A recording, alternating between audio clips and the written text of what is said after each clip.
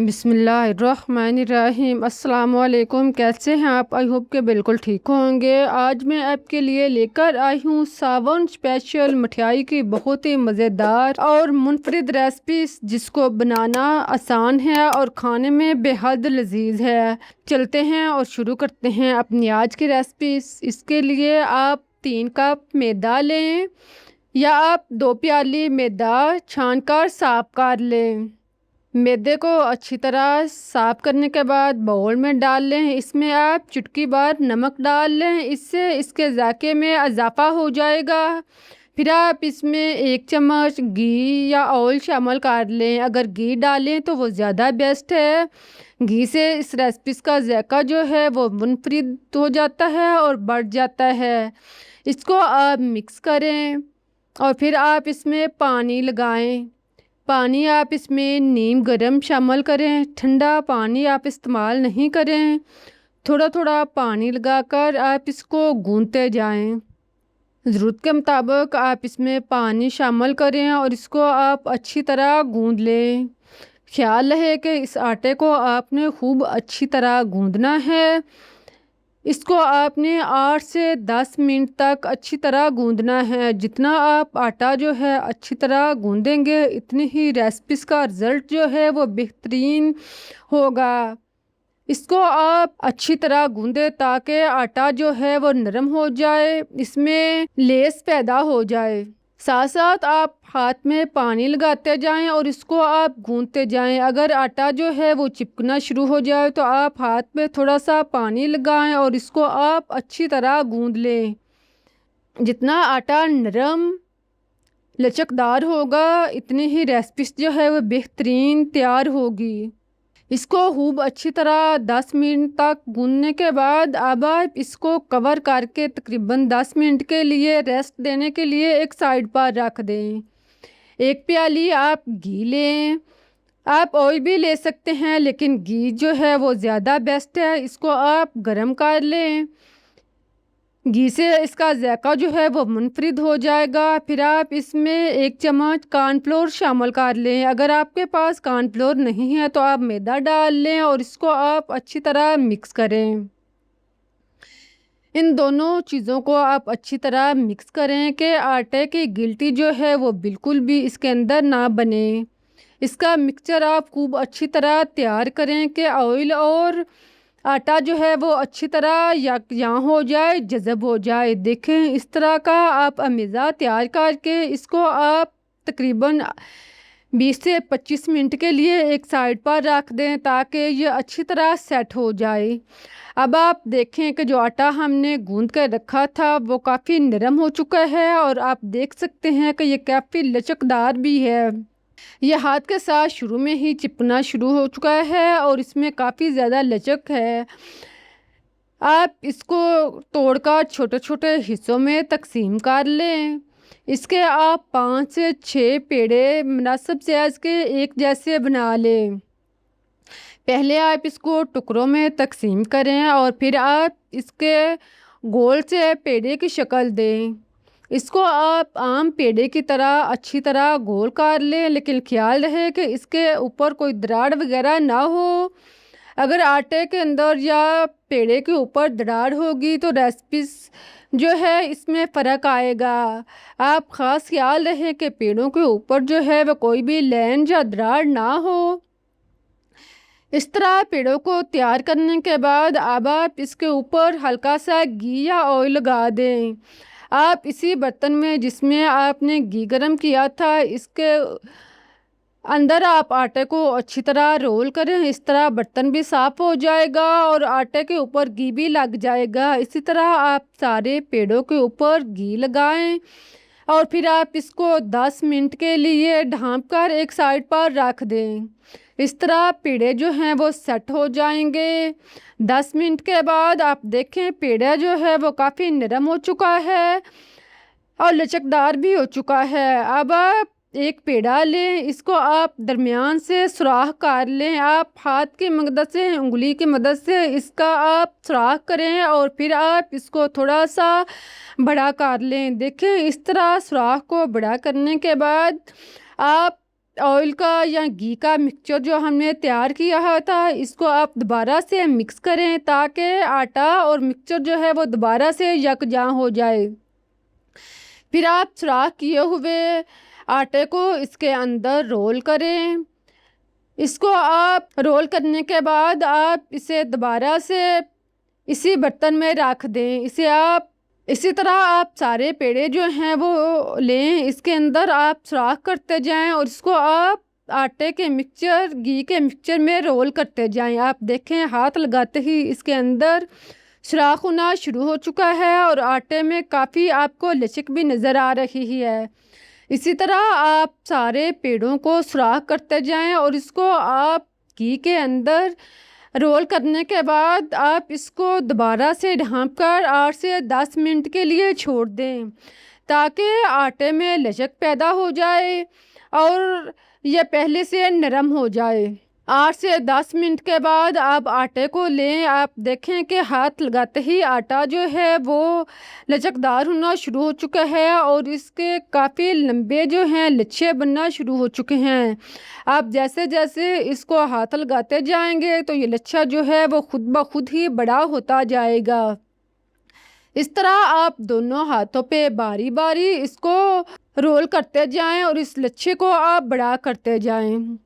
ساتھ ساتھ آپ ہاتھوں پہ آئل لگا لیں۔ خیال رہے کہ اس ریسپی میں آئل جو ہے گھی جو ہے وہ کافی زیادہ استعمال ہوگا۔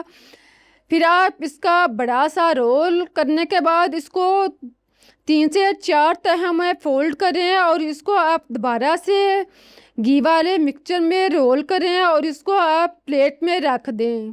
اسی طرح آپ ایک ایک پیڑے کو سوراخ والے پیڑے کو اٹھاتے جائیں اور اس کو آپ رول کرتے جائیں اور اس کو آپ بڑا سا لچھا بناتے جائیں۔ جتنا بھی آپ سے بریک ہو سکے آپ اس کا لچھا جو ہے وہ تیار کریں۔ آپ آسانی کے ساتھ اس کا کافی بڑا لچھا بنا سکتے ہیں۔ اس طرح آپ اس کو بنانے کے بعد آپ اسے 3-4 تہوں میں فولڈ کریں اور اس کو آپ گھی والے مکسچر میں رول کرنے کے بعد دوبارہ سے رکھ دیں۔ اسی طرح سارے پیڑوں کے ساتھ یہ عمل دہرائیں اور اس کو آپ گھی میں رول کرنے کے بعد دوبارہ سے آپ اس کو 10 منٹ کے لیے چھوڑ دیں۔ 10 منٹ کا وقفہ ہر دفعہ دینا ضروری ہے۔ اس طرح آٹا جو ہے وہ نرم ہو جاتا ہے اور اس میں لچک پیدا ہو جاتی ہے۔ اگر آپ فوری بنانا شروع کریں گے تو لچھا جو ہے اس میں لچک نہیں ہوگی، بنانے میں مشکل پیش ہوگا، اس کے اندر دراڑیں آ جائیں گی اور لچھے جو ہیں وہ اچھے تیار نہیں ہوں گے۔ 10 منٹ کے بعد آپ اس فولڈ شدہ پیڑے کو رول کو لیں، اس کو آپ دونوں ہاتھوں پہ پہلے والا عمل دہراتے ہوئے اب آپ اس کے لچھے بناتے جائیں۔ اس کو آپ گھی والے مکسچر میں رکھتے جائیں اور ساتھ ساتھ اس کے اوپر گھی جو ہے وہ لگتا جائے گا اور ساتھ ساتھ لچھا جو ہے وہ بڑا ہوتا جائے گا۔ لچھا جو کافی بڑا ہو جائے تو آپ اس کو دوبارہ سے فولڈ کریں اور اس کی آپ 3-4 تہوں میں فولڈ کر دیں۔ دیکھیں آپ اسی طرح سارے ایک ایک لچھے کو اٹھاتے جائیں اور اس کو آپ ہاتھوں میں گھما کر بڑا بڑا لچھا بناتے جائیں اور اس کو آپ گھی میں اسی طرح اس کا لچھا جو ہے وہ بڑا کرتے رہیں۔ خیال رہے کہ ہر عمل کے دوران گھی جو ہے وہ ضروری ہے۔ اگر آپ گھی سے الگ بنائیں گے تو لچھا جو ہے وہ بہترین تیار نہیں ہوگا، ٹوٹنے کا خدشہ ہوگا اور بیک بھی تیار نہیں ہوگا، موٹا بنے گا۔ لچھے کو آپ ہمیشہ گھی میں کے اندر یا آپ گھی جو ہے اس کو لگاتے رہیں اور یہ لچھا بناتے رہیں۔ اسی طرح آپ یہ عمل جو ہے دہرائیں، اس کو آپ 10 منٹ کے لیے چھوڑ دیں اور پھر آپ اس کو اٹھائیں۔ اس کو آپ بالکل درمیان سے اٹھانا ہے تاکہ اس چاروں سائڈ سے اس کا وزن جو ہے توازن جو ہے وہ ایک جیسا رہے۔ اس کو آپ اسی طرح جیسے فولڈ کیا تھا اسی طرح آپ اس کو اٹھائیں اور اس کو آپ رول کرتے جائیں، اس کا بڑا سا لچھا بناتے جائیں۔ ساتھ ساتھ آپ جو مکسچر ہے اس کو آپ اٹھا کے اس کے اوپر لگاتے جائیں اور اس کا آپ بڑا سا لچھا تیار کرتے جائیں۔ یہ عمل جو ہے وہ آپ نے تقریباً 10 دفعہ یہ عمل دہرانا ہے۔ اس طرح لچھے جو ہیں وہ بہت ہی بہترین تیار ہوں گے۔ ہر آٹے کو، ہر پیڑے کو، ہر رول کو آپ نے 10 دفعہ یہ عمل دہرانا ہے اور 10 منٹ کا وقفہ دینا ضروری ہے، اور ساتھ میں آئل یا گھی جو مکسچر تیار کیا تھا وہ بھی لگانا ضروری ہے۔ اس طرح جب آپ یہ ہر دفعہ یہ عمل دہراتے جائیں گے تو یہ لچھے جو ہیں وہ پہلے سے زیادہ نرم، سافٹ اور زیادہ بنتے جائیں گے۔ اس طرح آخر تک آپ یہ عمل دہرائیں، آپ دیکھیں کہ کافی زیادہ ہمارے پاس لچھے جو ہیں وہ تیار ہو چکے ہیں اور کافی زیادہ تہیں بھی بننا شروع ہو چکے ہیں۔ اگر کہیں یہ لچھا کوئی بھی ٹوٹ جائے تو پریشان نہ ہوں، آپ اس کو اسی طرح لچھا بناتے جائیں اور دیکھیں کہ تہیں جو ہیں وہ کافی زیادہ بننا شروع ہو چکی ہیں اور بریک بھی ہونا شروع ہو چکی ہیں۔ اگر آپ اس کو گھی نہیں لگائیں گے تو تہیں جو ہیں وہ ایک دوسرے کے ساتھ چپک جائیں گی اور فرائی ہوتے ہوئے الگ نہیں ہوں گی۔ اگر آپ اس کو مکسچر کو ہر دفعہ ضرور لگائیں گے تو یہ ہر تہہ جو ہے وہ لگ چکنی اور بہترین پتلی اور لچھے دار تیار ہوگی۔ اس ریسپی کی خاص بات جو ہے وہ یہ ہے کہ اس کو آپ نے گھی میں ضرور بنانا ہے، گھی کے علاوہ آپ نے یہ ریسپی جو ہے وہ تیار نہیں کرنی۔ اس طرح آپ اس کو بناتے جائیں اور اس کو آپ آخر تک گھی میں لچھوں میں تیار کریں۔ آپ دیکھ سکتے ہیں کہ اس کی کتنی اچھی تہیں جو ہیں وہ تیار ہو چکی ہیں، آپ کو ہر تہہ جو ہے وہ واضح نظر آ رہی ہے۔ اب آپ ان لچھوں کو، پہلے آپ اس کو 4 حصوں میں فولڈ کرتے تھے، اب آپ اس کو 3 حصوں میں اور پھر آپ اس کو 2 حصوں میں فولڈ کرنا شروع کر دیں۔ آخر میں آپ اس کے فولڈ حصوں کو کم کرتے جائیں اور اس کو آپ لچھوں کو بریک کرتے جائیں۔ آپ دیکھ سکتے ہیں کہ آپ جیسے جیسے یہ عمل کر رہے ہیں تو تیسے ہی یہ تیزی کے ساتھ یہ عمل جو ہے وہ بنتا جا رہا ہے۔ آپ جتنا آپ سے لچھے جو ہیں وہ پتلے ہو سکتے ہیں آپ ان کو کر لیں۔ اسی طرح آپ یہ عمل جو ہے وہ بار بار دہرائیں اور اس کو آپ بہترین ڈول کی شکل میں بنا لیں۔ جب اس طرح سے لچھے واضح ہو جائیں، ہر تہہ جو ہے وہ صحیح طرح تیار ہو جائے تو پھر آپ گھی یا آئل گرم کریں۔ اس کو آپ نارمل گرم کریں، بہت زیادہ تیز گرم نہیں کریں۔ پھر آپ ایک ایک کر کے یا برتن کی ریکوائر کے مطابق ایک سے زیادہ بھی آپ اس کے اندر ڈال سکتے ہیں۔ ایک لچھے کو آپ اس کے اندر ڈالیں اور اس کو آپ فرائی کریں۔ اس کو آپ پہلے 1-2 منٹ تک اسی طرح فرائی کریں۔ اس کے بعد آپ اس کے اوپر چمچ کے ساتھ گھی ڈالیں تاکہ اس کا ہر لچھا جو ہے وہ لگ ہونا شروع ہو جائے۔ اس کے اوپر آپ دیکھیں گے کہ جیسے جیسے آپ گھی ڈالتے جا رہے ہیں تو لچھا جو ہے وہ لگ ہونا شروع ہو چکا ہے، لچھا جو ہے وہ پھولنا شروع ہو چکا ہے۔ ایک بات کا خیال رہے کہ آپ اس کو زیادہ تیز آنچ پہ فرائی نہیں کریں، اس کو آپ میڈیم آنچ پہ یا آپ اس کو ہائی لو آنچ پہ فرائی کریں تاکہ یہ ریسپی اندر تک بہترین تیار ہو۔ اگر آپ اس کو تیز آنچ پہ فرائی کریں گے تو یہ اوپر سے براؤن ہو جائے گی اور اندر سے کچی رہے گی۔ فرائی کرتے ہوئے اس بات کا خاص خیال رہے کہ اس کو آپ ڈیپلی اندر تک فرائی کریں اور اس کو آپ نارمل آنچ پہ فرائی کریں۔ ساتھ ساتھ آپ دیکھ رہے ہیں کہ جیسے جیسے یہ فرائی ہو رہی ہے تو اس کی ہر تہہ جو ہے وہ لگ ہونا شروع ہو رہی ہے۔ اس کو آپ چاہیں تو چمچ کے ساتھ یا کسی بھی چیز کے ساتھ تھوڑا تھوڑا حرکت دیتے جائیں تاکہ لچھے جو ہیں وہ لگ ہوں اور اس کی اندر والی تہیں جو ہیں وہ بھی اچھی طرح فرائی ہو جائیں۔ آپ اس کی تہوں کو کھول کر فرائی کر سکتے ہیں، لیکن خیال ہے کہ زیادہ آپ اس کو کھولے نہیں، اس کو توڑے نہیں، ورنہ اس کی شیپ جو ہے وہ خراب ہو جائے گی۔ اس طرح آپ اس کو فرائی کریں یہاں تک کہ یہ براؤن ہو جائے۔ آپ اس کو اچھی طرح براؤن کرنے کے بعد اس کو آپ نکال لیں۔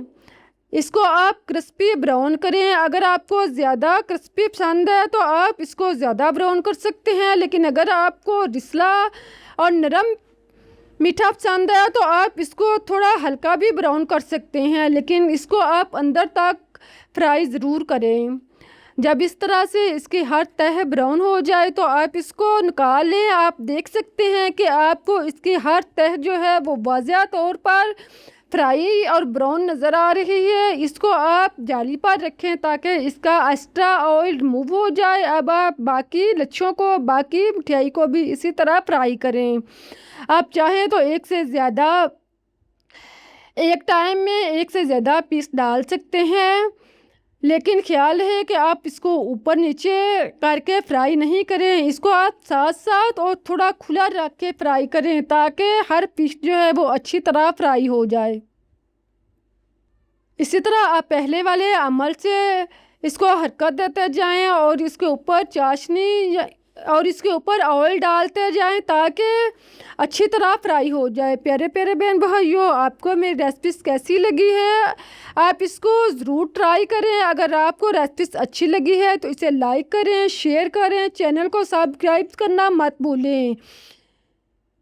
अगर आप चैनल पे न्यू हैं तो इसे सब्सक्राइब भी ज़रूर करें और बेल का बटन भी प्रेस करना मत भूलें ताकि आपको हर न्यू आने वाली वीडियो टाइम पे मिल सके। इसको ब्राउन करने के बाद अब हम चाशनी तैयार करते हैं। इसके लिए आप 1 प्याली चीनी लें और इसमें आप 1 प्याली चाशनी बनाने के लिए 1 प्याली पानी शामिल करें।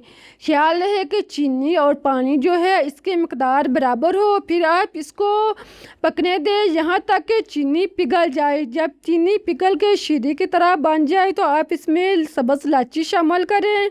2-3 सब्ज़ इलायची डाल लें ताकि इसके ज़ायके और खुशबू में इजाफ़ा हो जाए। अब आप इसको गाढ़ा होने तक 4-5 मिनट तक पकने दें। ख्याल है कि इसको आपने ज़्यादा गाढ़ा नहीं करना, इसको आपने तार नहीं बनाना। इसको बस आप इस तरह तैयार करें कि ये हल्की सी चिपकाहट सी महसूस होने लगे। जब ये ऊपर उठना शुरू हो जाए, बुलबुले बनना शुरू हो जाए तो आप चूल्हा बंद कर दें। चाशनी को आप तैयार करें। चाशनी तैयार करने का अमल जो है इससे भी रेसिपी के ज़ायके में बहुत ज़्यादा फ़र्क आता है। आप चाशनी को अच्छी तरह तैयार करें। इसके अंदर आप स्नैक्स को रखें। इसके ऊपर आप चाशनी को डालें। जितना आपको मीठा पसंद है आप इस हिसाब से इसको इसके अंदर रख कर चाशनी को जज़ब करें। आप चाशनी के अंदर भी इस स्नैक्स को रख सकते हैं या आप जाली के ऊपर रख कर चम्मच के साथ चाशनी जो है इसके अंदर डाल सकते हैं। इसको आप चाशनी में अच्छी तरह रोल करें और इसको आप निकाल लें। इसी तरह आप बाकी सारे पीस भी चाशनी के अंदर जज़ब करते जाएं। इसको ज़्यादा देर तक नहीं रखें वरना ये चाशनी जो है वो ज़्यादा जज़ब हो जाएगी और मीठा जो है वो ज़्यादा महसूस होगा। आप अपनी पसंद के मुताबिक इसके अंदर चाशनी डाल लें और फिर आप इसको मज़े से लुत्फ़अंदोज़ हो। अब मैं आपको दिखाती हूँ कि कितना अच्छा बेहतरीन क्रिस्पी मीठा फ्राई हुआ है और आप देख सकते हैं कि इसकी हर तह जो है वो कितनी बेहतरीन और फ्राई हुई है। कोई भी तह आपको कच्ची नज़र नहीं आ रही। आप इसको एक दफ़ा ज़रूर ट्राई करें। अगर रेसिपी पसंद आए तो इसे लाइक, शेयर और सब्सक्राइब करना मत भूलें।